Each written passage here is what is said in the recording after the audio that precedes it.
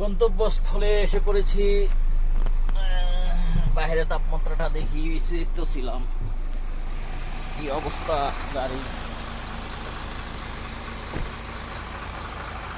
এই গাড়িটার অবস্থা কি মারাটা মারছে অ্যাক্সিডেন্ট। হ্যাঁ হ্যাঁ, অ্যাক্সিডেন্ট হয়েছে, থানায় নিয়ে আসছি গাড়ি ঠিক করার জন্য। এখন দেখি কি অবস্থা, পেপার জমা করানোর জন্য দিছি। কত বড় গাড়ি দেখছো, গাড়ি দেখো কত বড় গাড়ি,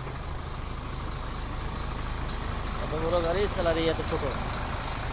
যত বড় গাড়ি, গাড়ির টায়ারই আমার সমান, যত বড় গাড়ি তত স্যালারি ছোট।